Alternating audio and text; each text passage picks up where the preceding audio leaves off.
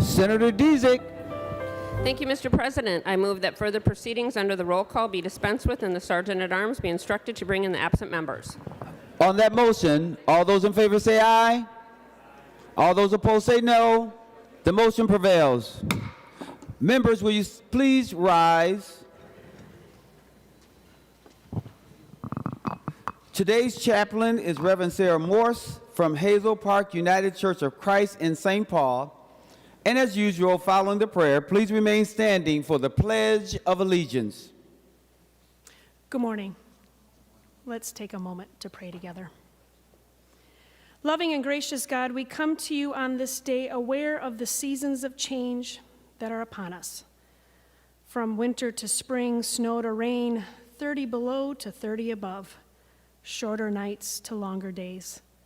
We come to you knowing for everything there is a season, a time for every matter. We come to you, O God, with all that we hold. In the bleakness of our doubt, when questions arise and we are unsure where to find funding, programs, people, and capacity, we pray for your blessing and our boldness to dare to give voice to so many questions. We want to know so much, and it is hard to challenge the voices that deride, put down, and condemn our wondering. We listen for the wind to blow, to hear its sound howling through our souls with understanding and grace. And yet, O God, we are a people of hope and confusion. Hear the deep yearnings of our heart. Open in us the ways of genuine compassion. We live in a world of stark and confusing contrasts. Beauty and ugliness, generosity and impoverishment, hope and despair, honesty and deception.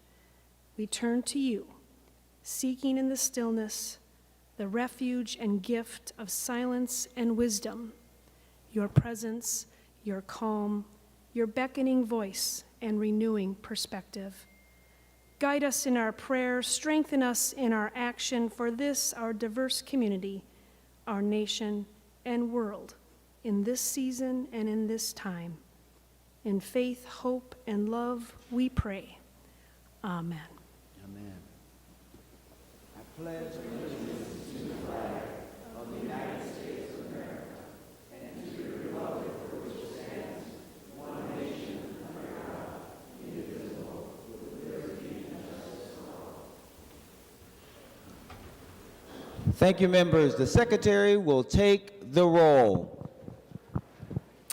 Abler, Anderson, Barr, Bolden, Carlson, Champion, Coleman, Swadzinski, Dames, Dibble, Dornick, Draheim, Drazkowski, Duckworth, Diedzik, Eichhorn, Farnsworth, Fateh, Frentz, Green, Grunhagen, Gustafson, Hoschild, Herr, Hoffman, Housley, Howe, Jasinski, Johnson, Klein, Coran, Kroon, Kunish, Kupek, Lang, Latz, Liskey, Limmer, Lucero, Mann, Marty, Matthews, Mayquaid, McEwen, Miller, Mitchell, Mohammed, Morrison, Murphy, Nelson, Umu Verbaten, Pappas, Pa, Port, Pratt, Putnam, Rarick, Rasmussen, Rest, Seeberger, Utke, Weber, Wiesenberg, Westland, Westrom, Wickland, Zhang. Members, a quorum is present. Members, as usual, we're going to start with the Senate agenda. You also notice that today we have a Senate agenda addendum. So we'll start today at the fifth order of business, reports of committees. Senator Dezek, on the motion to adopt committee reports.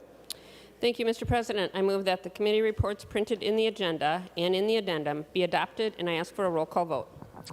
On the adoption of the committee reports, the Secretary, there's been a roll call requested, roll call granted. The Secretary will take the roll.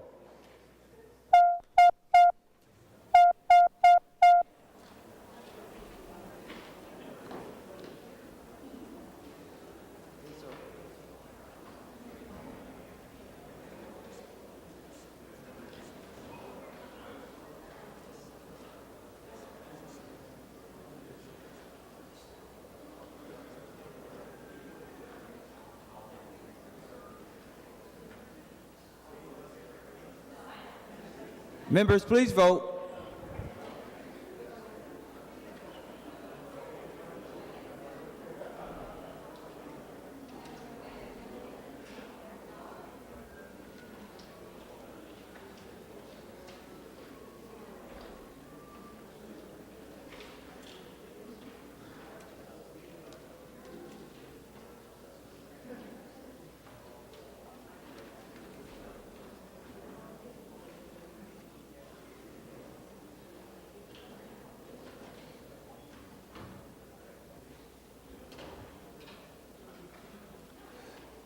Members, please vote. We're going to move pretty quickly.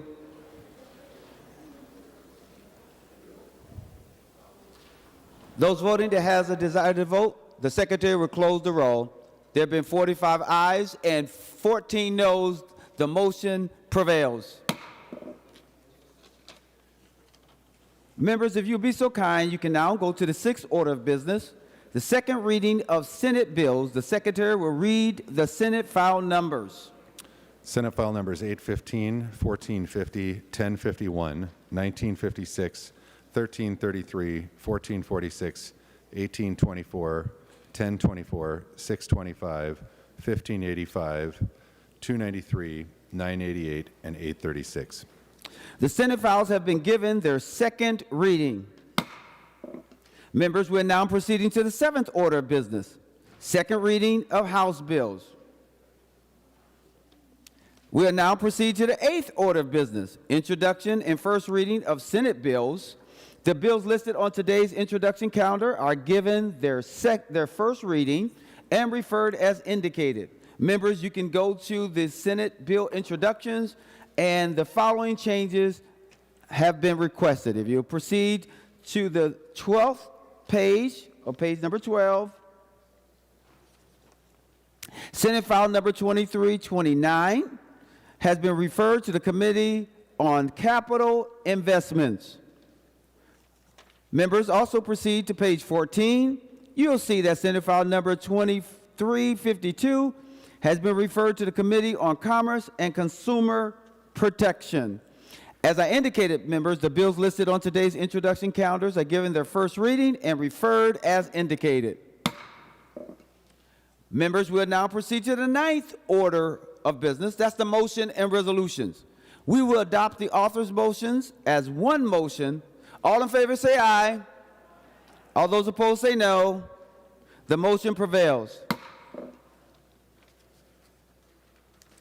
Member, we have a number of individual motions, so I'm going to call on them in their individual order. We're going to first start with Senator Klein. Mr. President, I move that Senate File 803 be withdrawn from the Committee on Health and Human Services and re-referred to the Committee on Judiciary and Public Safety. This is my bill. I have the approval of both authors. Thank you, Senator Klein. To the motion, any discussion? All in favor say aye. All opposed say no. The motion prevails. Senator Dibble. Thank you, Mr. Chair. I move that Senate File number 1057 be withdrawn from the Committee on State and Local Government and Veterans and be re-referred to the Committee on Environment, Climate, and Legacy. And Mr. President, this is my bill, and I've spoken with both of the committee chairs, and they agree to this move. Thank you, Senator Dibble. Any discussion on Senator Dibble's motion? Seeing none, Senator Dibble moved that Senate File 1057 be withdrawn from the Committee on State and Local Governments and Veterans and re-referred to the Committee on Environment, Climate, and Legacy. Seeing no further discussion, all those in favor say aye. All those opposed say no. The motion prevails. Senator Swazinski. Thank you, Mr. President. I move that Senate File 1090, number 30 on general orders, be stricken and re-referred to the Committee on Finance. I am the author, and I've talked to the chair. Thank you, Senator Swazinski. He moves that Senate File 1090, number 30 on general registers, be stricken and re-referred to the Committee on Finance. Any discussion? Seeing none on that motion, all those in favor say aye. All those opposed say no. The motion prevails. Senator McQuaid. Thank you, Mr. President. I would like to make a motion for Senate File number 1273 be withdrawn from the Committee on Education Finance and re-referred to the Committee on Education Policy. This is my bill. I've talked to both chairs. They agree. It was just a referring mistake. Thank you, Senator. Any additional questions? Seeing none, Senator McQuaid moves that Senate File 1273 be withdrawn from the Committee on Education Finance and re-referred to the Committee on Education Policy. Seeing no additional discussion, all those in favor say aye. All those opposed say no. The motion prevails. Senator Dibble. Thank you, Mr. President. Mr. President, I move that Senate File Number 1627 be withdrawn from the Committee on State and Local Government and Veterans and be re-referred to the Committee on Transportation. And Mr. President, I've spoken with the Chair of State and Local Government and Veterans. She agrees. I've spoken with myself. I agree. And we're good to go. Thanks. It's good that you will agree with yourself, Senator Dibble. Senator Dibble moves that Senate File 1627 be withdrawn from the Committee on State and Local Governments and Veterans and re-referred to the Committee on Transportation. Any further discussion? Seeing none, on that motion, all those in favor say aye. All those opposed say no. The motion prevails. Senator Rarick. Thank you, Mr. President. I move that Senate File 1654 be referred from taxes to Health and Human Services. This is my bill. I have spoken with both chairs, and they agree. Thank you, Senator Rarick. Any discussion? Seeing none, Senator Rarick moves that Senate File 1654 be withdrawn from the Committee on Taxes and re-referred to the Committee on Health and Human Services. Seeing no further discussion, those in favor say aye. All those opposed say no. The motion prevails. Senator Putnam. Thank you, Mr. President. I move that Senate File 1749 be withdrawn from the Committee on State and Local Government and Veterans and re-referred to the Committee on Human Services. I am the author, and both chairs are in agreement.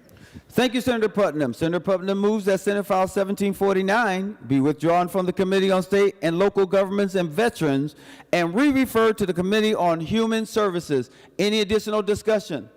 Seeing none, all those in favor say aye. All those opposed say no. The motion prevails.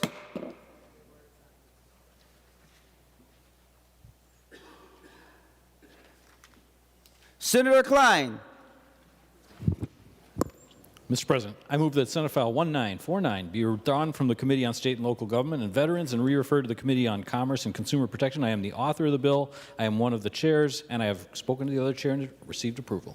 Thank you, Senator Klein. Senator Klein moves that Senate File number 1949 be withdrawn from the Committee on State and Local Governments and Veterans and re-referred to the Committee on Commerce and Consumer Protection. Any discussion? Seeing none, all those in favor say aye. All those opposed say no. The motion prevails. Senator Friend. Well, thank you, Mr. President. I move that Senate File 1984 be withdrawn from the Committee on Education Policy and re-referred to the Committee on Commerce and Consumer Protection. Mr. President, I'm the author, and I have spoken to both chairs, and it's okay with them. Thank you, Mr. President. Thank you, Senator Friend. Senator Friend moves that Senate File number 1984 be withdrawn from the Committee on Education Policy and re-referred to the Committee on Commerce and Consumer Protection. Any discussion? Seeing none, all those in favor say aye. All those opposed say no. The motion prevails. Senator Wickland. Thank you, Mr. President. I do move that Senate File 2001 be withdrawn from the Committee on Judiciary and Public Safety and be referred to the Committee on State and Local Government and Veterans. This is my bill, and I have spoken with both chairs. Thank you, Senator Wickland. Senator Wickland moves that Senate File 2001 be withdrawn from the Committee on Judiciary and Public Safety and re-referred to the Committee on State and Local Governments and Veterans. Any discussion on that motion? All those in favor say aye. All those opposed say no. The motion prevails. Senator Port. Thank you, Mr. President. I move that Senate File 2200 be withdrawn from the Committee on Jobs and Economic Development and re-referred to the Committee on Agriculture, Broadband, and Rural Development. This is my bill, and I've spoken to both chairs. Thank you, Senator Port. Senator Port moves that Senate File 2200 be withdrawn from the Committee on Jobs and Economic Development and re-referred to the Committee on Agriculture, Broadband, and Rural Development. Any discussion? Seeing none on that motion, all those in favor say aye. All those opposed say no. The motion prevails. Senator Dezek. Thank you, Mr. President. Mr. President, pursuant to Rule 26, I designate the following bills be made special orders for immediate consideration. Members, the list is on your desk, and we're going to start with Senator Draheim's Competency Attainment Bill. Thank you, Senator Disick, because we are still under order of business of motions and resolutions. Senator Draheim, to your bill. Thank you, Mr. President and members. First, I would like to thank Senator Latz and Majority Leader Dietzig for entrusting me with this important bill. It is a technical change bill from last year's mental health bill that many of us in this room worked on. And the one section of the bill was drafted improperly with a activation date for a key component. So this is a cleanup bill, a fix-it bill, and a name change bill. The phrase that we used for this portion of the mental health bill last year was competency restoration, and we are changing that to competency attainment, members. With that, I stand for questions. It's a good bill. Vote green. Thank you, Senator Draheim. We are on House File 121. Senator Draheim, any discussion on the bill?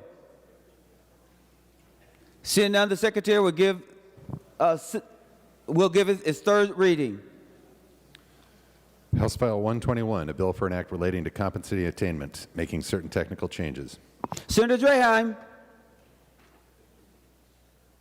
Thank you, Mr. President. I just wanted to make sure all members were aware that Senator Dietzig has agreed to work on our mental health bill that we worked on last year and continue the discussion on this important topic and form a working group in the off session. So I think that's good news for Minnesota, and I just wanted to thank her publicly for that, and once again urge a green vote. Thank you. Senator Dietzig. Thank you, Mr. President. Thank you, Senator Draheim. I know you, former Senator Isaacson, and a bunch of others worked on this last year. I know you spent a lot of time on it. I think this is an important bill. I have had a discussion, at least I think I have had a discussion with Senator Wickland about different possible working groups over the interim to continue to address the mental health issue because it is so important to everyone across the state. So with that, members, I urge a green vote. Any further discussion? Seeing none, the Secretary will take the roll on final passage of House File 121.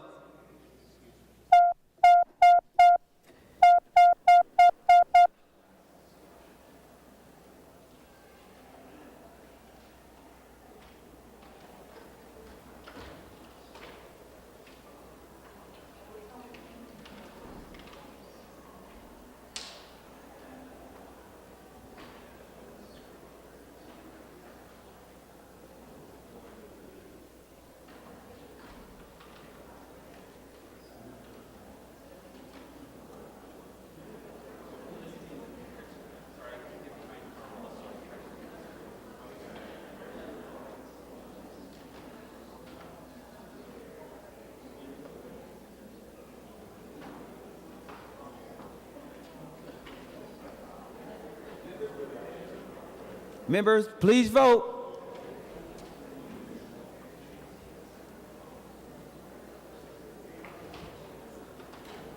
Those voting that have a desire to vote, the Secretary will close the roll. Is there someone else? I'm sorry. Sorry about that.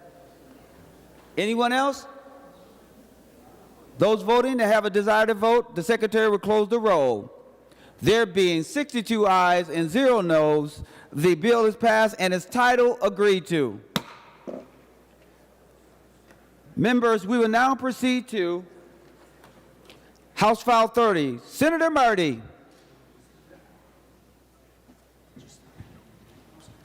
Thank you, Mr. President and members. House File 30 is a bill that's designed to crack down on catalytic converter theft. Don't want to make any promises that this ends a problem. We never end a crime problem totally. But it's going to be more than technical changes. It's a substantive change in the law. And it's a provision I've been working on for 3 years and been very frustrated, but finally it's moving. The solution we propose in House File 3 is basically trying to get at the fundamental problem with catalytic converter theft. Catalytic converters are something that were required under the Clean Air Act 30 years ago. Every internal combustion automobile on the road has them, and it's part of your exhaust system. Looks a bit like a muffler. When you take it off the car, it looks like a piece of junk. But because the catalysts to convert the toxic fumes into less toxic fumes are expensive metals, palladium, platinum, and rhodium. Platinum's more expensive than gold. Palladium is more expensive. Rhodium is 12 times the price of gold in a typical market. You have something that's worth $20,000 an ounce and you bolt it to the bottom of your car. Thieves have figured out that even if it's only small amounts of it, you might get something out of it. And the difficulty we've had, and we've heard from law enforcement around the state, and this happens every district. Last year I heard from Rochester School Bus Company had 20 of their buses hit in one day. 20 buses. The cost for a consumer who has their catalytic converter cut off the car is going to typically range between $2,000 and $3,000 and a lot of headache and sometimes a wait of many weeks before you can use the car again. So the solution here, we're trying to get at the fact when law enforcement stops these, they've often told stories, and I've heard this from a number of departments. They talk about how they see a car with 5 or 6 sawed-off catalytic converters in the back seat. They know they're stolen. They may even have the Sawzall or tool with them. But they can't do anything because there's no probable cause, because it's like a piece of white paper. Whose piece of white paper is it? It came from, you don't know. And the difficulty is that these things have no markings that tell you whose they are. There have been all kinds of proposals in Minnesota and nationally to maybe we should require all new cars to have the vehicle identification number, a 16-digit unique identifier of every car sold in the world. Maybe we should require that to be put on each catalytic converter. And some have proposed to do that, but you know, if we started doing it now, take 20 years to get all the cars on the road marked with them and so on. So we came up with what I think is a creative solution to it. And if I want to know what VIN number of a car your catalytic converter is on, I just look at the car. It's only when you take it off the car that you got a problem. So this bill would make it a crime to possess a used catalytic converter that's not attached to a car unless it has the vehicle identification number on it. And the reason this makes sense is because anyone who's taking off your catalytic converter can comply with the law simply by writing the vehicle identification number on, which means a muffler shop taking it off. They don't have a lot of these get taken off. They put a lot on because they've been cut off. But a muffler shop may get a handful of them every year. Auto scrapper may get a lot of them because they scrap a lot of cars. And you simply mark. This bill allows you to do it just with a marking pen if you want. And actually scrap dealers and so on tend to have a coding system for any valuable part. I mean, they're in the business of selling used headlights, used engine blocks, used tires, everything.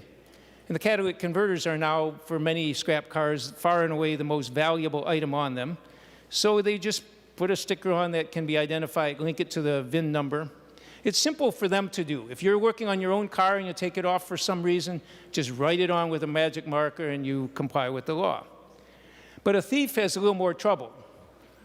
If they cut it off my car, they can look in the windshield, get the VIN number and write it on, but cops stop them with that VIN number. They call me, did you give them your catalytic converter? No, they cut it off. They got them for theft. They put a fraudulent catalytic VIN number on, they can track that down too. So you get them for fraud. So we're not enhancing any penalties. All we're doing is saying that if you have a catalytic converter that's not attached to a car, a used one, and you don't have the VIN number on, we're going to treat it as if it's stolen because, frankly, 99% of them are.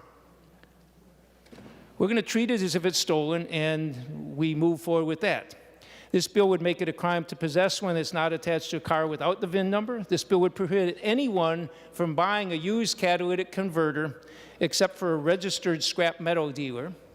Nobody else could. If you have somebody You look online, Craigslist, Facebook, Marketplace, and so on, you can find people who say, we pay cash for converters. And you call them up, contact them, and they say, oh, where you live? And, oh, we'll meet you at the local supermarket parking lot at 7 in the morning, and we'll buy the converters you have. They can't do that anymore. The only people who can be those who are registered with the Department of Public Safety as scrap metal dealers. So only people who can buy them are them, and the scrap metal dealers could not buy converters that are not labeled, and they cannot, and they have to record all this. They already have to record a number of things for every kind of metal they buy, but this, we have enhanced thing for these items which can be sold for $600, $800, sometimes $1,500 for a converter. And we're requiring them to document that you had ownership interest in it, or if you're coming from a automotive dealer, we have another process for it. The only exception to that marking there is if it's for who can buy it, is if it's a EPA certified for reuse, which there may be one company in Minnesota who's trying to do that, but it's not a process that's commonly used, but we want to make sure that's taken care of if so.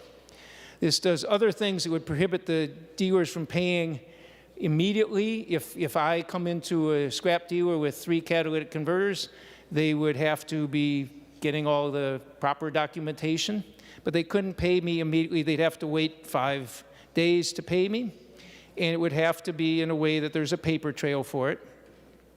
We would treat used catalytic converters not attached to a vehicle and without a VIN as contraband, so law enforcement could take them, and you would forfeit them if the person was convicted. Penalties, as I said, would be equivalent to theft statutes. And the reason that this legislation would be effective is you no longer need to prove the theft, because it would be simply a crime to possess a used converter that doesn't have the proper identification in. And again, the thief can't circumvent the law because the VIN number is the way you get at it.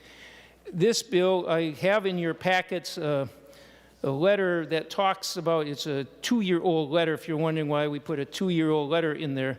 But this is the Automotive Recyclers Association, and they were requesting a couple of years ago that the Commerce bill, which had a couple of little provisions on catalytic converters in, requesting that the conferees take the language in Senate File 2491, which is my catalytic converter bill that year, substantively the same thing as what we have here. But the reason I hand out this letter is because they point out that the International Association of Auto Theft Investigators say there are 6 things you ought to do if you're serious about cracking down on catalytic converter theft. And they point out in the letter that this bill does all 6 of them. They suggest it would be a model for how we should deal with this issue. And that gets to, again, my frustration. I've had this bill for 3 years, been working for it, asking for hearings, been denied. Finally, we got hearings this year. And then, interestingly and frustratingly, perhaps to me, we have the scrap metal folks who have some concerns about the bill. 3 years, not a call, nothing else. And then a week before I get a hearing, thank you, Senator Klein, for the Commerce Committee hearing. A week before I get a hearing, they want to meet and talk about it. And I have met with them several times in trying to address some of those concerns. So I have the A9 amendment trying to address those concerns. I'm not arguing that they're happy with the bill with this, but I have the A9 amendment at the desk. Senator Marty introduces the A9 amendment. The Secretary will report the amendment. Senator Marty moves to amend House File Number 30 as amended pursuant to Rule 45, adopted by the Senate February 27, 2023, as follows. This is the A9 amendment. Senator Marty to the A9 amendment. Thank you, Mr. President. The A9 amendment, the part on line 1.4 and following, sorry, I've got to find my bill, that would take 2 provisions of the bill and say scrap metal dealer that purchases or acquires a catalytic converter directly from a different scrap metal dealer that certifies in writing that they've complied with the paragraph C and D on page 7, that they don't have to. That's 2 important things, one of which is if you sell me a catalytic converter and I record the VIN number, record where it came from, all the details on that, and then I sell it to somebody else down the processing chain, another scrap metal dealer, they would not have to re-enter in the VIN number and everything else because I would have entered it in before I sold it to them. And the second thing is they wouldn't have to hold it for 7 days before they move on with processing it. Because basically the only time you're going to have any chance of getting the converter identified to the specific person is at the first stop. And so we would exempt them from complying with the requirements to put down all the data, and we'd exempt them from a 7-day waiting period if it's coming from another scrap metal dealer. The second thing the bill would do, the amendment would do on lines 1.9 and following, is that would say that while we have a requirement that you cannot pay somebody immediately for their catalytic converter, if you're buying it from a bona fide business, a muffler shop, a scrap yard, somebody else, a bona fide business, you don't have to wait 5 days to pay them. You can pay them immediately. It's a traceable way of payment, but you can do that. The other things in the amendment was just basically a technical clarification because the penalties, if law enforcement seizes a converter, it doesn't have the VIN number on it. We want to make sure that those can go through the recycling system, and this is simply saying that not only are the penalties don't apply, but it's not a violation of the law to have a properly marked CAT converter that you buy from law enforcement. And with that, I urge your support for the A9 amendment and happy to stand for questions. Senator Miller to the A9 amendment. Thank you, Mr. President. Pursuant to Rule 41.2, I move to be excused from voting on all questions pertaining to House File 30. So noted, Senator. It is a motion. All those in favor say aye. Aye. All those opposed say no. The motion prevails. Any additional discussion on the A9 amendment? Senator Klein. Mr. President, I request a roll call. Roll call vote requested. Roll call granted. Senator Dames to the A9 amendment. Well, thank you, Mr. Chair. I think the A9 amendment is an improvement, and I think we got a long ways to go yet, but it certainly starts to improve the bill. Any additional discussion on the A9 amendment? Seeing none, the Secretary will take the roll on the A9 amendment.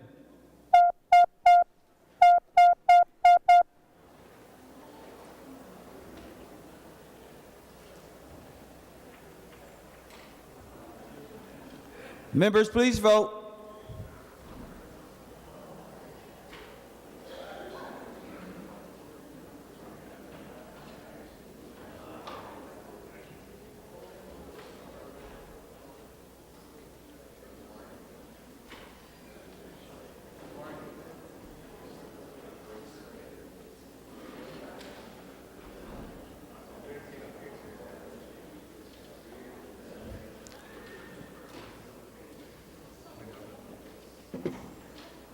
That's right.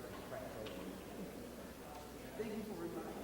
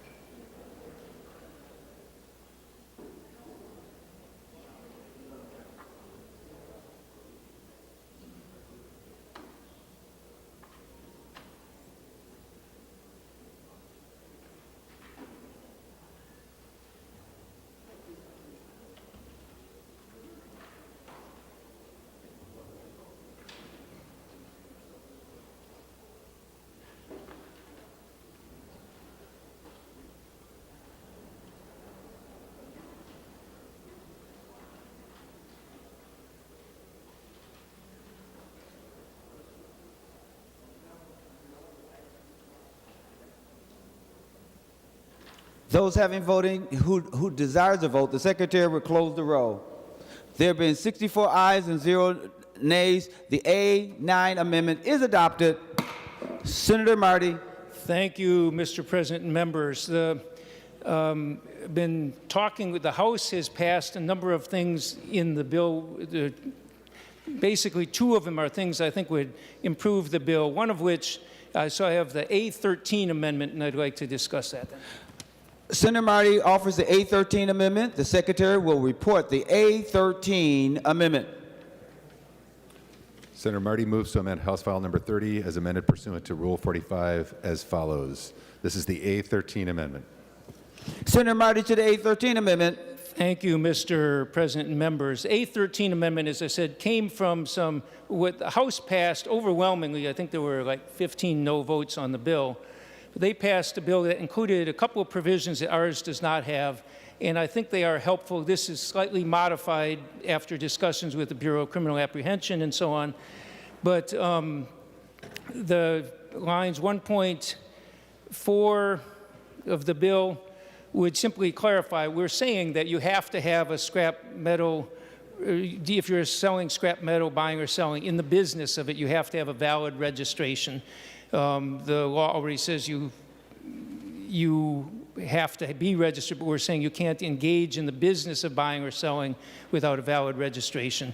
And then the next couple lines, 1.7 and 8, allows the Commissioner of Public Safety, they have discretionary authority to cancel or deny registration of a scrap dealer convicted of a felony violation under this. The House actually had broader language than this, but I think one, giving the Commissioner discretion is appropriate, and limiting it to felony violations. Again, there could be a range of reasons by which they may not, but I want people to keep in mind how serious this problem is. I think every one of you has presumably heard from some of your constituents. I've been hearing from every corner of the state about people who are having converters stolen, and some people have had the same converter stolen twice off their car. They replace it and it gets stolen again. And again, the hassle of this, the headache for people, the heartache, and again, the huge cost of $2,000 to $3,000.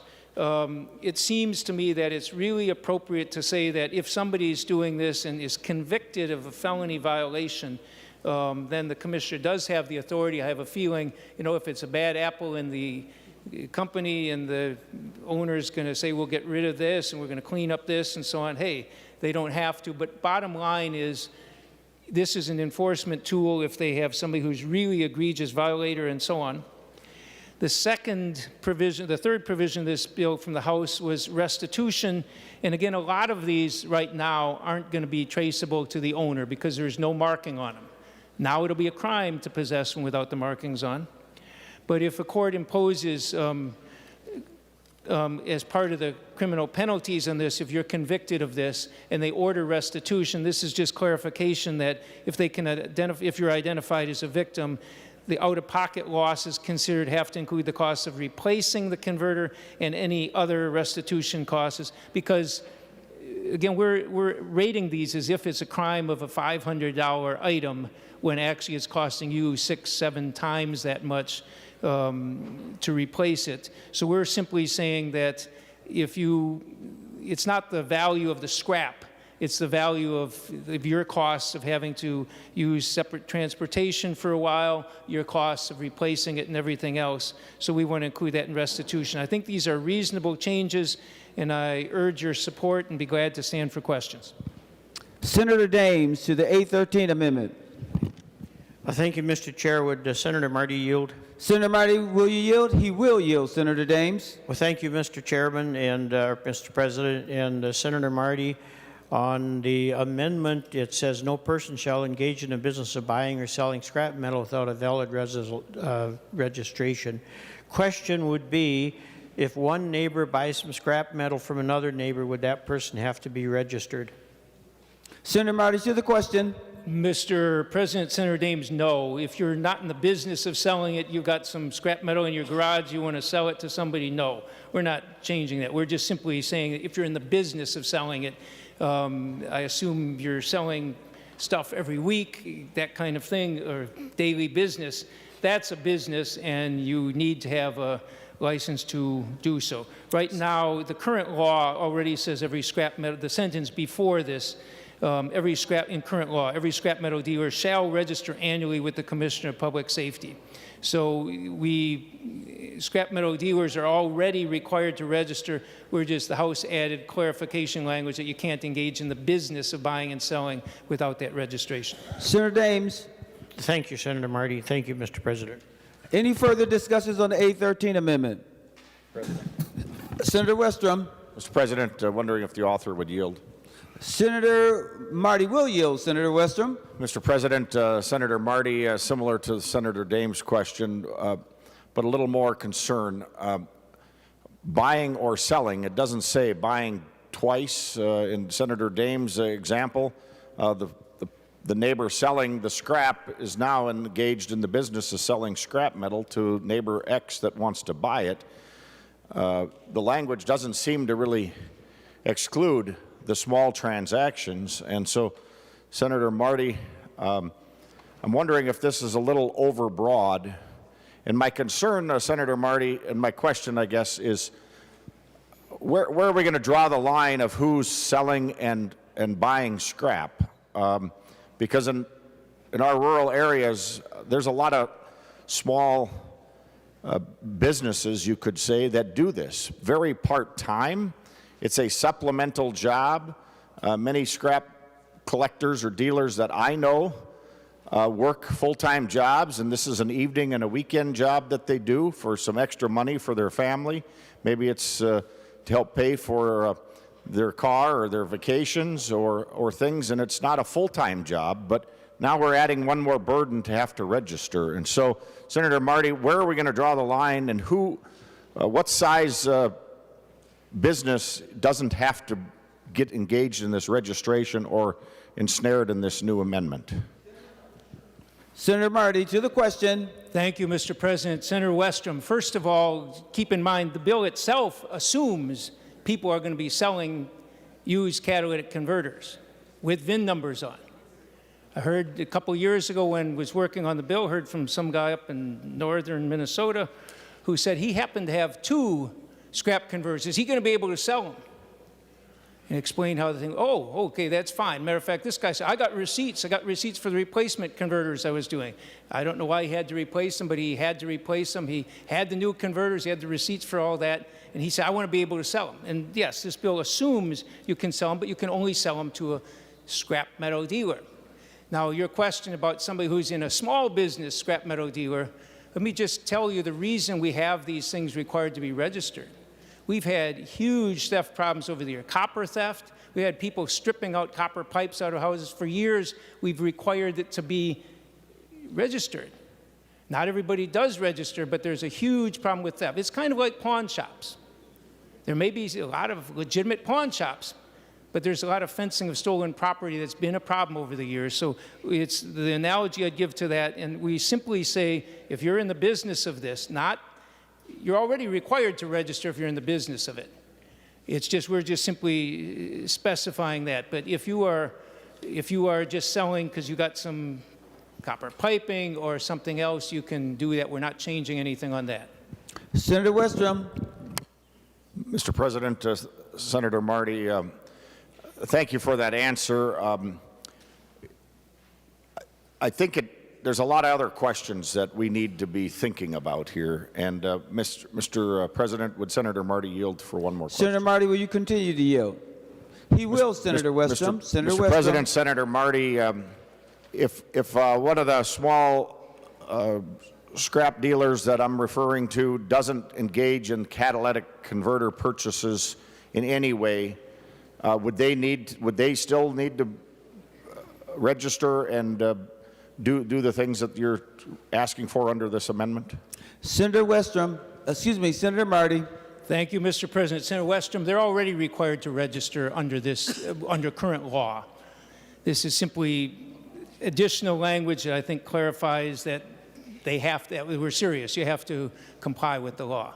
But again, there are people who sell all the time and so on, little bits and things, but if you're in the business of it, you should be registering. And again, to make it clear on this, like even with the catalytic converters here, we actually provide for the fact that somebody may have a couple of old cars in their backyard, near a shed or something. They have some old cars, and all of a sudden they say, hey, I have catalytic converters on these. Those cars may be worthless, but the catalytic converters on them could be worth several $100. I want to cut them off and sell them, and they could be able to do that. We have a process for them doing that, even if they don't have the title to the car, which would otherwise be requested. So we're assuming people are going to have even catalytic converters, scrap catalytic converters to sell at times. People don't tend to have 5 or 10 of them all the time and come in week after week with them all the time. But bottom line is we are trying to be cognizant of the fact that every situation there are people who are just doing this once or twice. But if you're in business of that, you're already supposed to be registered. Senator Westrom. Well, Mr. President, thank you, Senator Marty. I guess I'm not 100% clear that why we would need this new language calling for registration if it's already the current law, and so as you represent. So it's a bit puzzling on the fly here for us to be adding an amendment that's going to explicitly call out registration of all scrap dealers, many small ones in rural Minnesota. And Senator Marty, you got to remember, these are the frontline guys of recycling and gals. They've been recycling before recycling was cool. And so, Senator Marty, that's the people you're punishing, the small business Senator Westrom, owners. can I remind you that you're not supposed to address another member? All conversations comes through the president. Will you just be conscious of that? Thank you, Very Senator well Westrom. taken, Mr. President.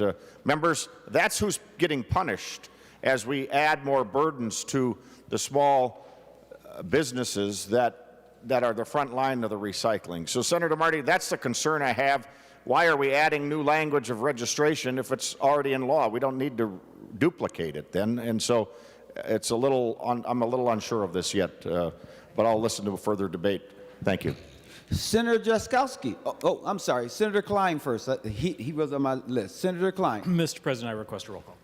Roll call. Requested roll call given. Senator Jaskowski. Thank you, Mr. President. I share some of the same concerns, Mr. President, that Senator Westrom has brought forward.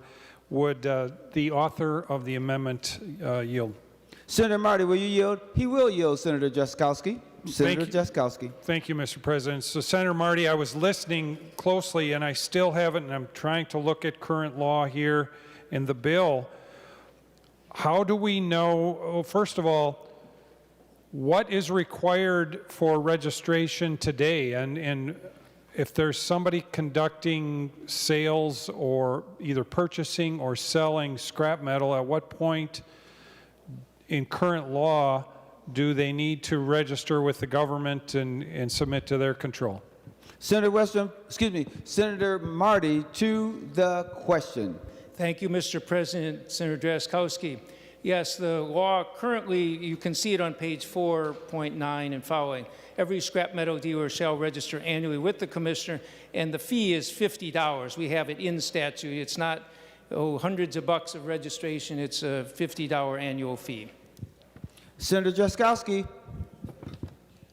Thank you, Mr. President. Well, Senator Marty, I read that. It says every scrap metal dealer, but at what point do you become a scrap metal dealer? Is my friend Joe, who on the weekends collects, pipes and, pieces of old radiators and other things in the back of his truck, and then once a month or twice a year when he gets enough, hauls them to the scrap yard and cashes in? Is that a scrap metal dealer? Senator Marty, Senator Jaskowski wants to know if you would yield. He will yield. To the question, Senator Marty. Yes, Mr. President, Senator Jaskowski, we're not changing that in terms of who is a scrap metal dealer. A scrap metal dealer is currently defined as a person engaged in the business of buying or selling scrap metal or both.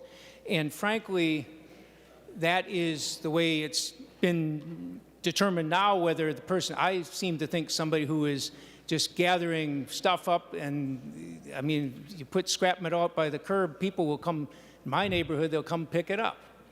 You don't have to tell them. They see it there and they figure you're putting it by the curb so somebody will pick it up. And it's a way we recycle. And they go in when they have a bunch of it and take it in. No, that's not business of it. It's somebody who's collecting scrap metal and selling it.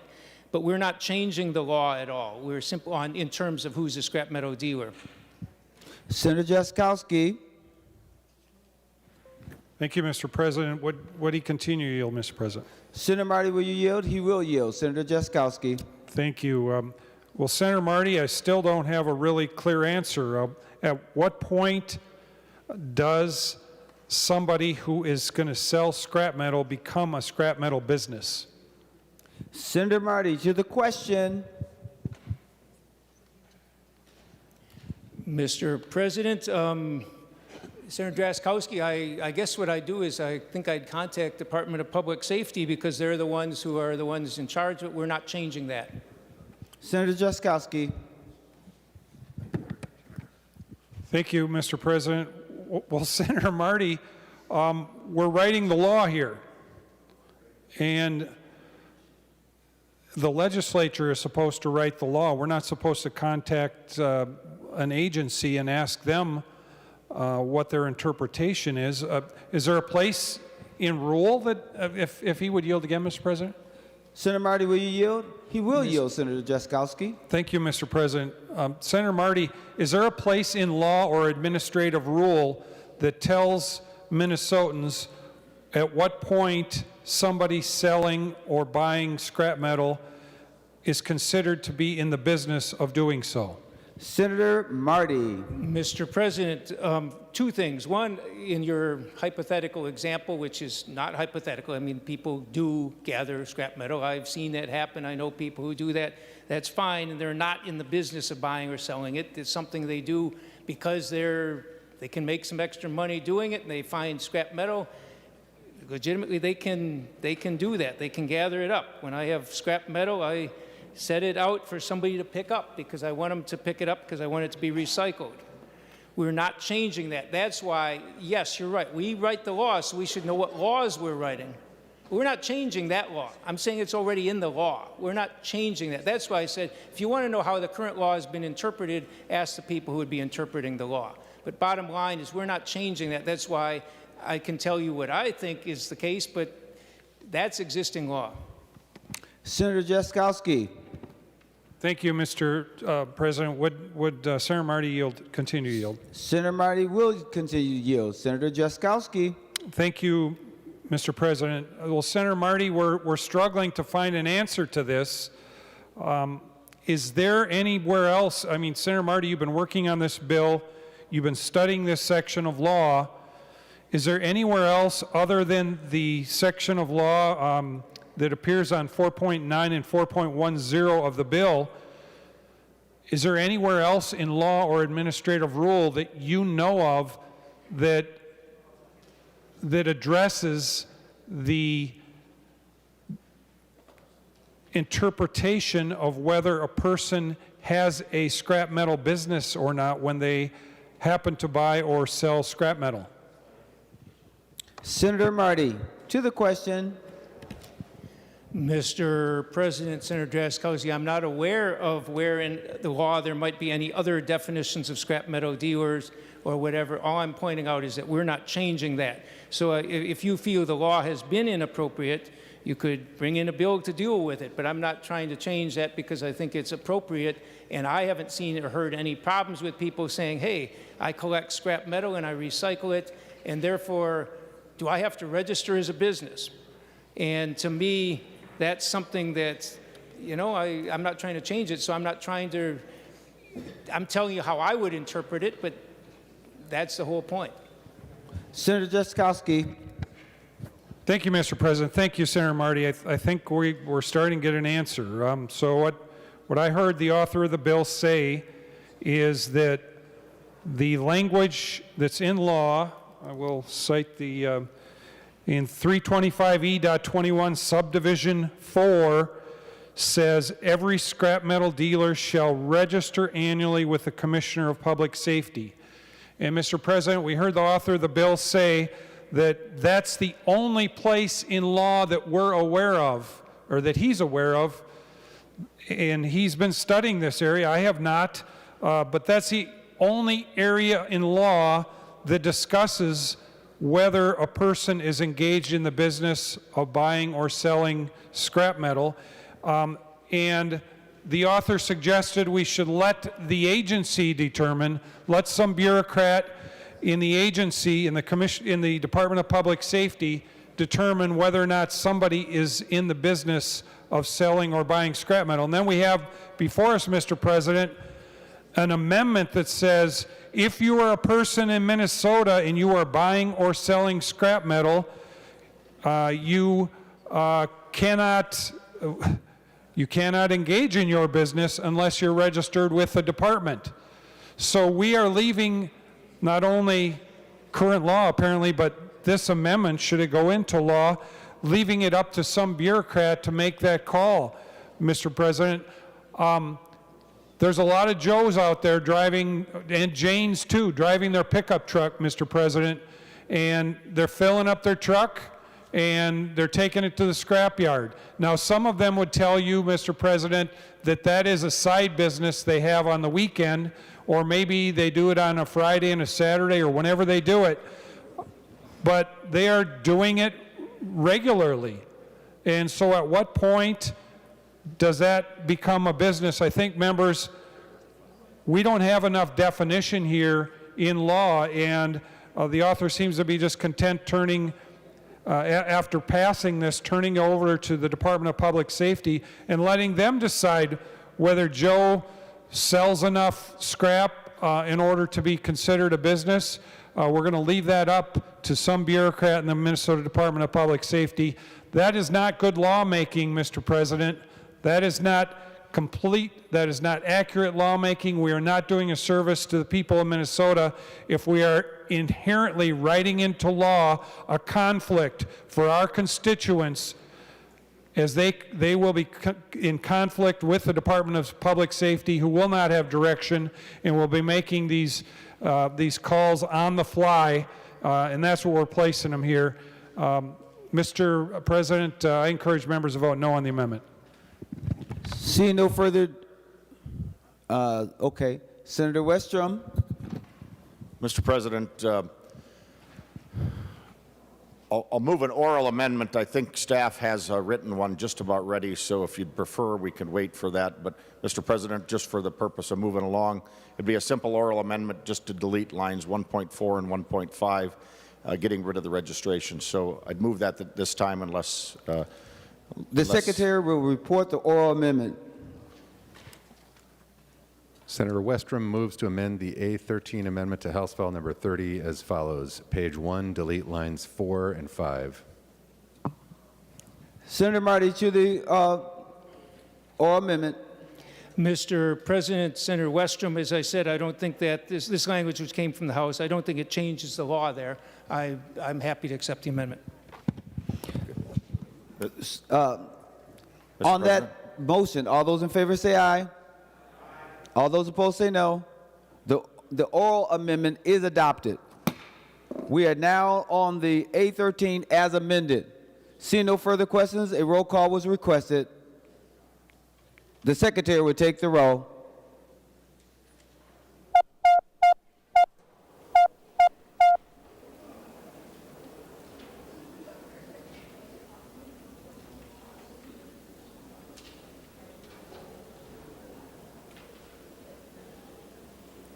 Members, please vote.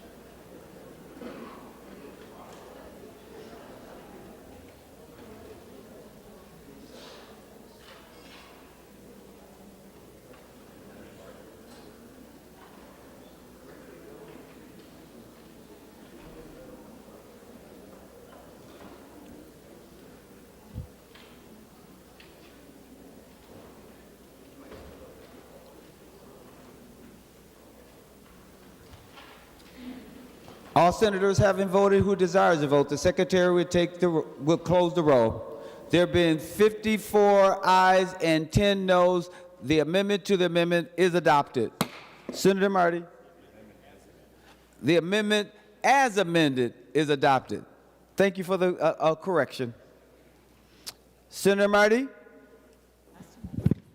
Mr. President, again, this is a crime that's been very painful for a lot of Minnesotans. It's one we should have addressed years ago. Better late than never. And again, I think some of the provisions of this won't take effect for a full year, but I think it's going to have an impact on reducing theft in this state. I think it's going to have a big impact on it. And I want to just state again, this has been supported by Minnesota Insurance Federation. It's supported by Municipal Legislative Coalition, supported by County Attorneys Association, supported by the Chiefs of Police, and have lots of individual letters from chiefs and sheriffs and others supporting it. And I think it's because of the fact they know there's no way they can get at this huge problem right now. This bill is a simple solution, and as I said, the auto theft investigators say it would it meets all the 6 principles they say you need to go after to capture catalytic converter theft. So urge your support. Happy to stand for questions. Senator Dames. Thank you, Mr. Chair. And we've seen this bill before. One of the problems I've had with this bill over the years is that the penalties for the people stealing the converters are very minor in comparison to the penalties for the people that accept the catalytic converters. And I think that's very unfortunate. I think if we really want to stop the catalytic converter theft, we're going to have to get much tougher on the crime. And I realize that this bill has the penalties in there, and the penalties apply to whether you're stealing it or selling it. But we're just not getting tough enough on the penalties for the people that steal it. So I do have the A6 amendment, Mr. Chair, and what the A6 amendment will do is... Senator Dames, can I report it for you, buddy? Yes, sir. Senator Dames reports the A6 amendment, and the secretary will report the amendment, and then we're going back to Senator Dames. Senator Dames moves to amend House File Number 30 as amended pursuant to Rule 45 as follows. This is the A6 amendment. Senator Dames to your A6 amendment. Well, thank you, Mr. Chair. The A6 amendment takes this bill from applying one set of penalties to everyone who violates the language in the bill to differentiating between businesses who make mistakes and those folks who are willingly committing and breaking the law.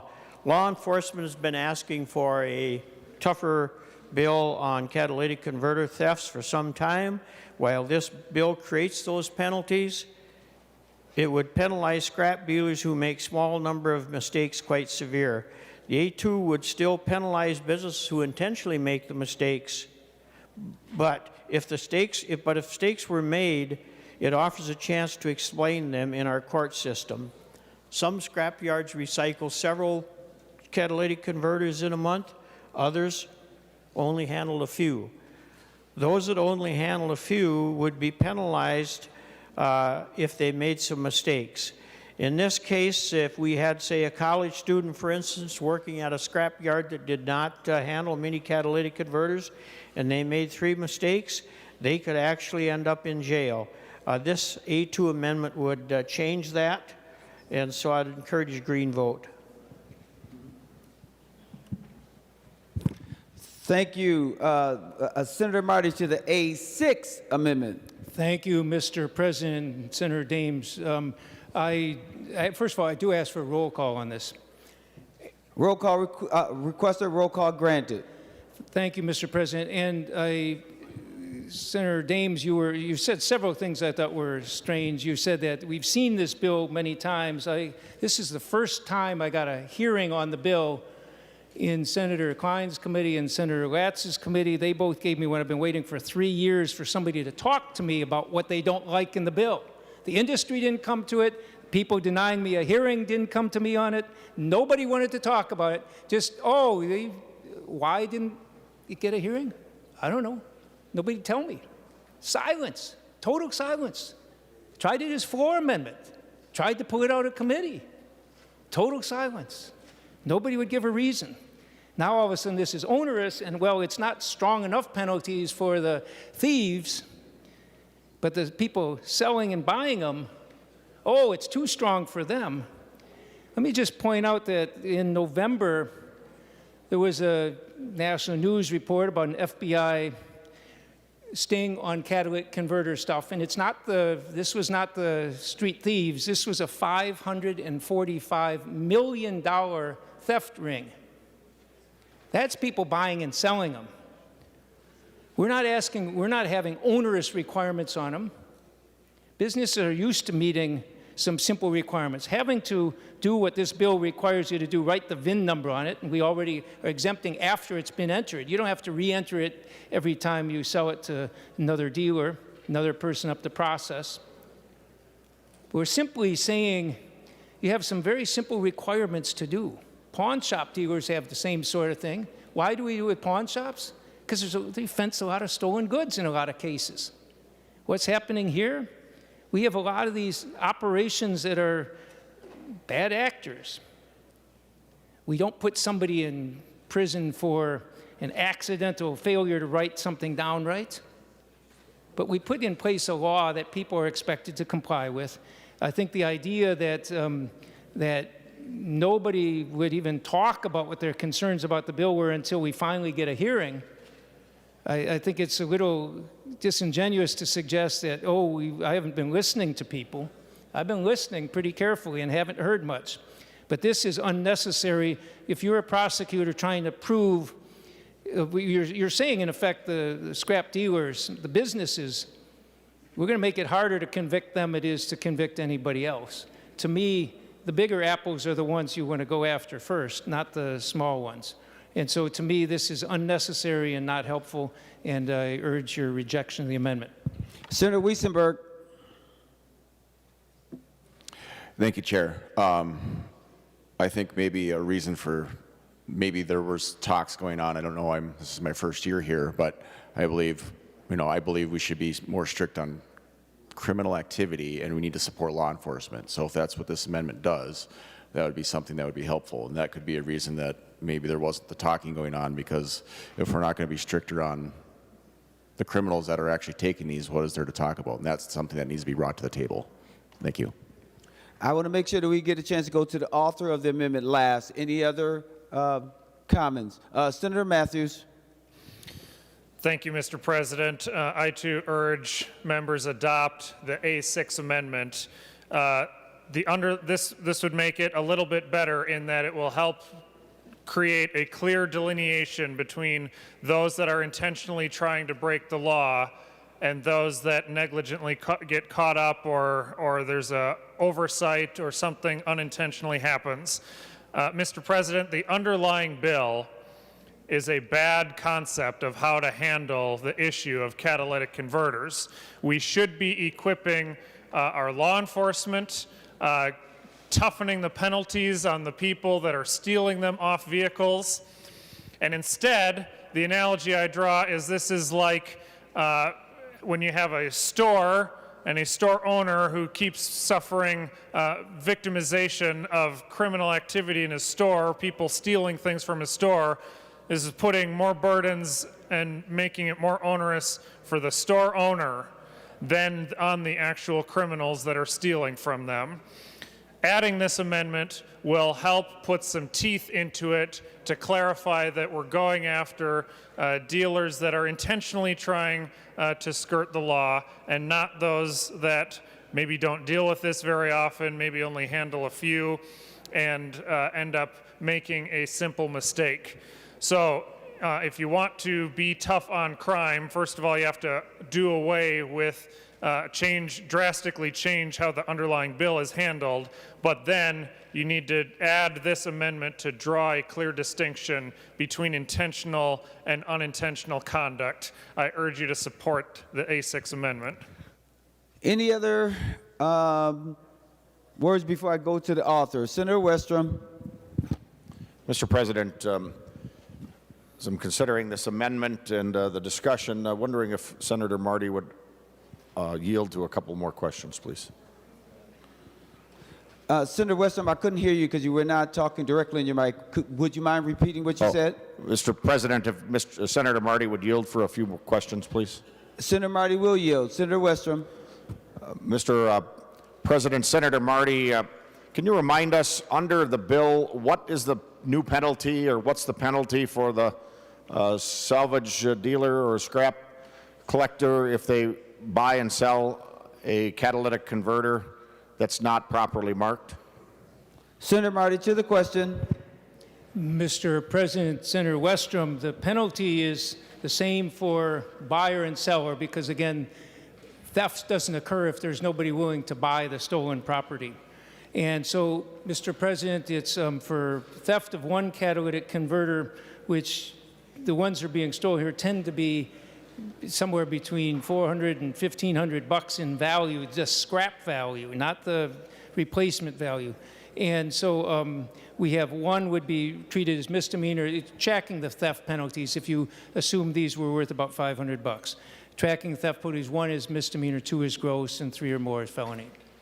Senator Westrom. Mr. President, can just one more comment. And just in response to some of these questions, there's a reason the County Attorneys Association, there's a reason law enforcement, there's a reason the BCA, everybody supports what we've got here.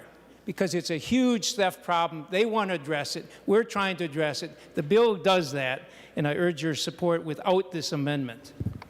Mr. President.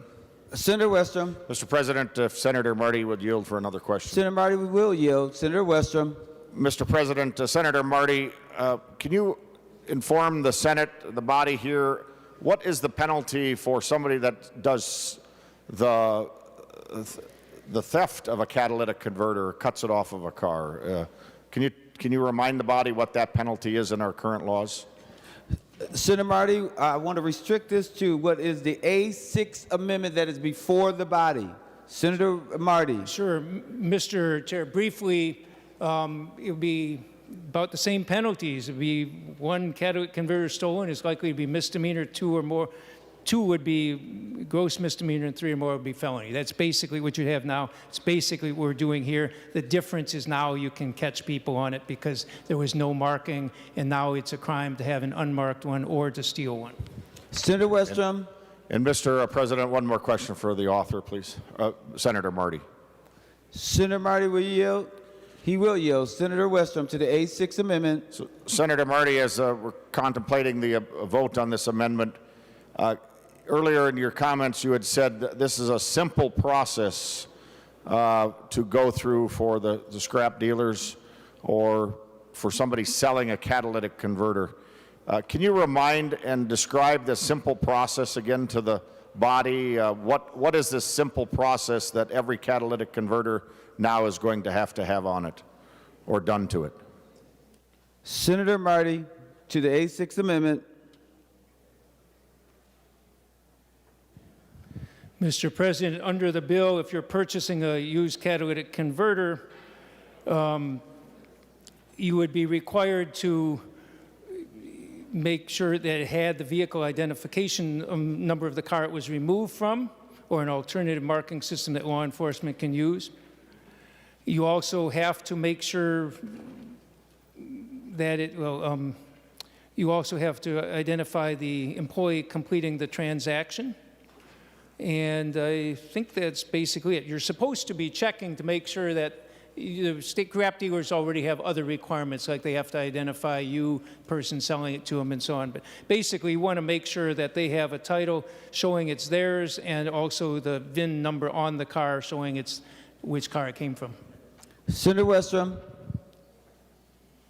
Mr. President, Senator Marty, thank you for that. So, Senator Marty, what is going to happen, I guess if you'd yield for one more question. Senator Marty, will you yield? He will yield, Senator Westrom. Mr. President, Senator Marty, what's going to happen to a catalytic converter that doesn't have a marking on it? Are we going to just leave it in the woods somewhere or leave it in a ditch somewhere? Because at this point, once this law goes into effect, if a scrap dealer or recycler is holding a catalytic converter that doesn't have the markings, that's like holding drugs or some other contraband. And so there's going to be a reverse incentive to even collect this stuff. But what's going to happen in the case where a catalytic converter would not have the proper markings, Senator Marty? Isn't it going to be just now left behind, or left on a street corner, or left in a ditch, or a woods somewhere? Senator Marty. Mr. President, the law allows for the fact that people may have old catalytic converters for cars they no longer have the title to. There is a process in here in which you could sell them to a scrap dealer. If you just have a random catalytic converter from now on, I mean, first of all, it would be contraband, as you point out, so you don't want to keep hanging on to these. You don't want to be finding them mysterious places. But currently, right now, the law would be under this is that you would have to have the VIN number on it. If you don't have it, you can go to local law enforcement, have them certify that, or state that they believe it belongs to you. Then you could sell it to a dealer. In other words, we're trying to stop every step of the process, but recognizing somebody may have an old catalytic converter without a vehicle title attached to it. Senator Westrom. Mr. President, members, I think this amendment would add some fairness and bring some common sense to this proposal. Members, we all know we have small scrap dealers. Larger scrap dealers often started out as small scrap dealers, either in high school or right out of high school as a small business. They've maybe gotten bigger as they get older. But let's have some fairness here, and let's direct this at the intent. If a scrap dealer that's small, many times that's who's it's going to be. That's who's going to get pinched, is the small operator that does it part-time or doesn't do a lot in catalytic converters. And this amendment would help bring some common sense to the enforcement. And let's not leave it to chance. Let's not leave it to the fact that Senator Marty said, well, we're going to go after the big guys first, because they're the ones that are really doing it. You know, in 10 years, when the big guys are all put out of business or conforming, then the law is still going to be on the books if we don't adopt this amendment, and they're going to just go after anybody, and whether they intended to or not. And so this just brings common sense. It says, let's look at the intent of somebody. If they make a mistake, we don't need to ring up tens and hundreds of thousands of dollars of legal bills for some small scrap dealer to keep a felony off of their record. And so, members, this would be common sense to most of us, I think. Let's adopt this. Let's at least let the intent of the purchaser and the scrap dealer be part of the equation when we're going to make a felon out of somebody. Before we go to the author, Senator Matthews, Senator Dames is waiting. Thank you, Mr. President, and I just need to rise to comments that I heard made that theft won't happen if there's not a market for it. And I just find that, I don't find that to be factual in real life, and plus this isn't even going to dry up the marketplace. Yeah, it might take care of Minnesota locations, but Mr. President and members, this has already been shown to travel across state lines, and not just across the borders of our neighboring states, but thieves that have ill intent or ones with large organized crime organizations have taken these many miles to places where they can get the funds for the stolen goods that they take off people's vehicles. And I've also heard, as I've researched this, that they're now looking at ways that they can just cut this up into pieces, extract the minerals out of the interior, and you're not even delivering a catalytic converter shaped object. So, Mr. President, saying that this bill is suddenly going to dry up the marketplace for stolen goods and suddenly people won't be stealing them anymore seems farcical. Does not seem anywhere grounded in reality. They'll just take these things elsewhere. We need to toughen up the ones that are actually committing the crimes of taking these parts off of vehicles at people's houses and in their driveways. This bill is not doing that. Now, should add this underlying amendment, as it would be one small step in going after and helping delineate between big scrap dealers that are doing things intentionally wrong versus small ones, those that are make an inadvertent mistake. But I had to stand and correct that, Mr. President, because the comments of just claiming that this will dry up the marketplace and thefts will magically stop is just not accurate. We're now Senator Jaskowski. Thank you, Mr. President. Would the author of the bill yield? Senator Marty, will you yield? Senator Jaskowski to the A6 amendment. Thank you, Mr. President. Senator Marty, I'm reading the part that's attempted to be amended out here on, the part from 4.26 through 4.27, and maybe you can help me understand it. But we have automotive salvage yards all across the state, and the last time I was at one, Mr. President, I saw that the owner of the yard, the normal business will be for them to take parts off of vehicles and put them on a pile of like parts. So, you could expect that there might be a pile of catalytic converters in a shed somewhere, and certainly they know what the value of these are and may use that at least over time, and may have been doing that for years with catalytic converters to accumulate a piece of wealth that they'll eventually turn over as they watch a market, et cetera. So I'm wondering, Senator Marty, what if you've got an auto salvage yard in Minnesota, and we have a bunch of them, and they have a pile of catalytic converters in the corner of one of their buildings, under your language in the bill that's being attempted to, that there's an attempt to amend here, would that salvage yard then be in violation of the law? Senator Marty to the question.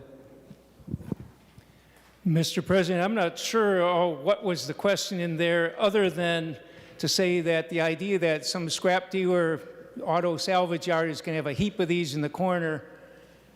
If these things are worth $600-800 a piece, yeah, we keep $150,000 worth of scrap in that corner there. Just leave it there. Nobody's going to steal it. We don't have to worry about theft. Nobody's going to steal from our yard. We don't care how much they're worth now. We want to save them up, in a few years from now, we'll cash them all in. That's not the way businesses work. These are very valuable things that look like a piece of scrap, but they're valuable.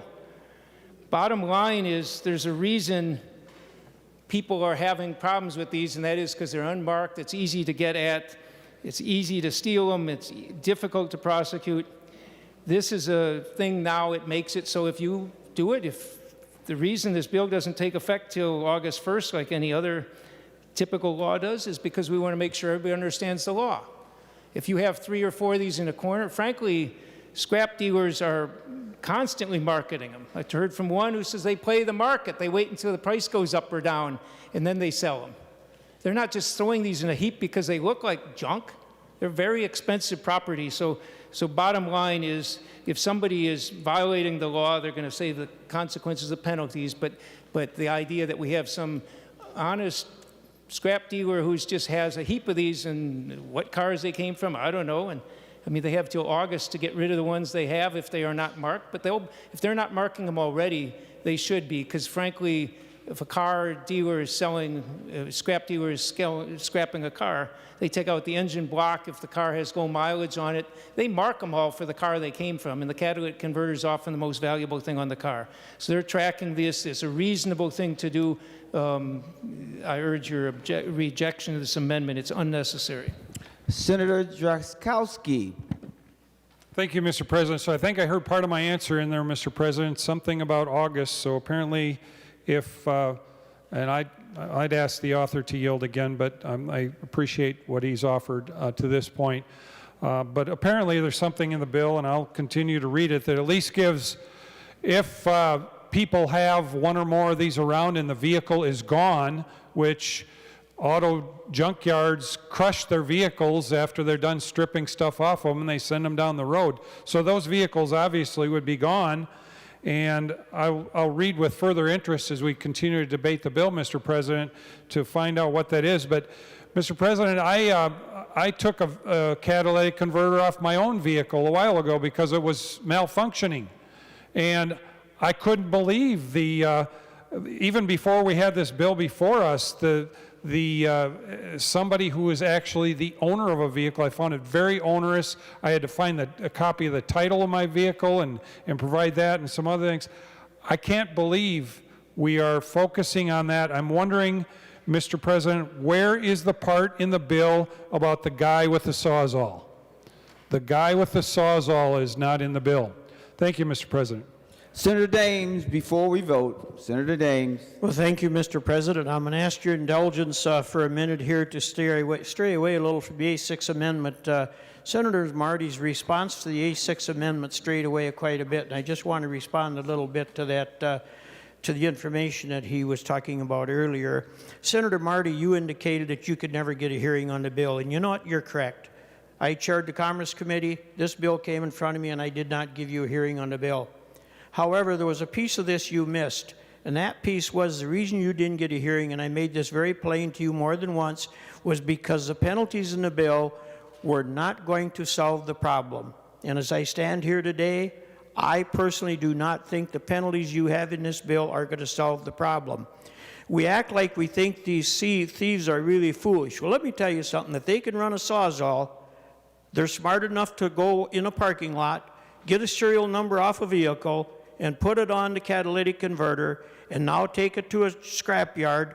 The scrapyard follows everything as they should, and they find out through the process of registration that this thing was stolen off a vehicle. Who's going to be penalized for that? This amendment protects the people that can make a mistake, and that mistake was not done willingly to try to violate the law. From 2017 until 2021, or through 2021, there was one violation by a scrapyard that was a felony, and they did not serve prison time. One violation in 5 years. We take a look at the penalties in this bill, and who are they penalizing? They're penalizing the scrapyards. Well, let's wake up here, folks. If you think folks don't know how to get to Sioux Falls, Des Moines, Iowa, or to Wisconsin, I don't think there's anybody in here that can't read a road map and figure out how to get there and sell a catalytic converter. We talk about what happens if you have, Senator Westrup talked about if you had a catalytic converter you found in a road ditch. So your response was, take it to the local sheriff's office and they'll figure it out and get it fixed up so you can go sell it. What happens if you get picked up from when you stopped at the road ditch to pick up the catalytic converter till you got to the sheriff's office? Folks, the A6 amendment is a good amendment, and there's no reason that this amendment is not being accepted. If we're truly concerned about taking care of the theft of catalytic converters, then let's get some activity in this bill and let's penalize them. I understand the penalties are the same for the thief as they are for the folks that are receiving the catalytic converters. But thieves are pretty smart. They're going to read this bill and say, oh, that really helps us out. We can only take one catalytic converter at a time. Just make sure I don't have 5 of them in my car. Actually, I should say 3 or more, because if you have 1 or if you have 2, it's a very minor offense. It's you got to have 3 until you start having much of an offense. Well, they're going to be smart enough. They could sure count. So, folks, I'm asking for support of the A6 amendment to make this bill better. The Secretary would take the roll.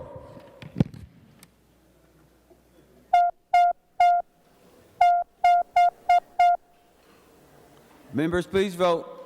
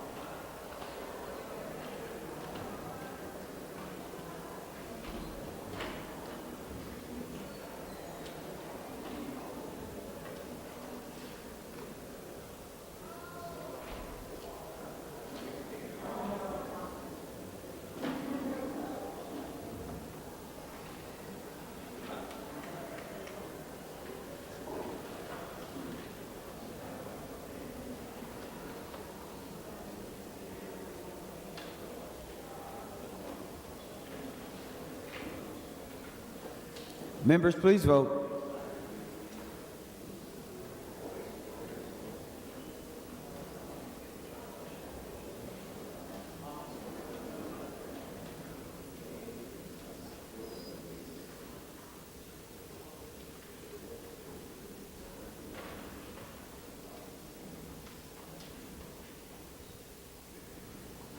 All senators having voted that desire to vote, the secretary will close the roll. There have been 29 ayes and 34 noes. The amendment is not adopted. Senator Dzik. Thank you, Mr. President. Members, we have important committee work to do this afternoon, and due to the weather last week, I know there have been committees scheduled into the evening. So in a moment here, I am going to move to lay the bill on the table, and then we'll continue the, actually, I think, good discussion tomorrow. So with that, Mr. President, I move to lay the bill, House File 30, Senate File 5, on the table. All those in favor say aye. All those opposed say no. The motion prevails. Senator Dzik. Announcements.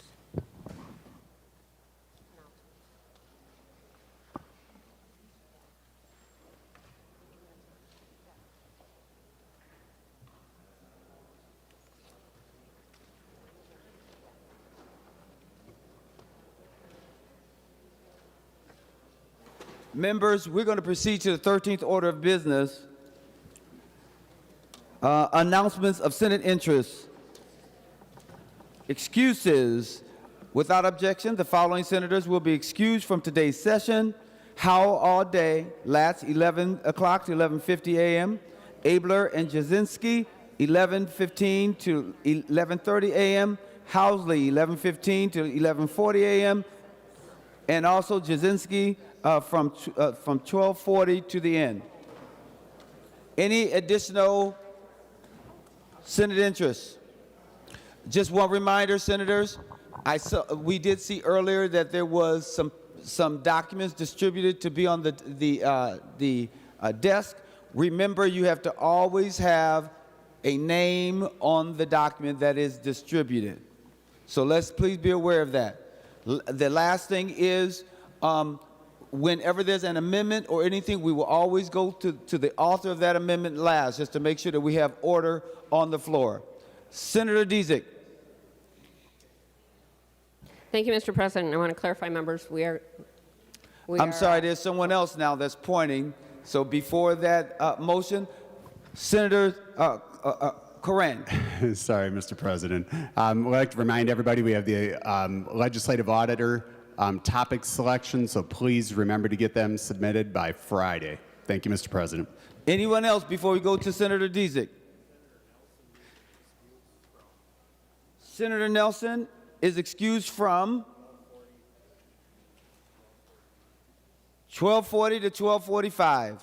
Anyone else? Senator Dzik. Thank you, Mr. President. Members, I might have misspoke. We're actually going to adjourn till tomorrow. So with that, Mr. President, I move that the Senate do now adjourn until tomorrow, Thursday, March 2nd at 11 a.m. On that motion, all in favor say aye. All those opposed say no. The motion prevails. The Senate is now adjourned.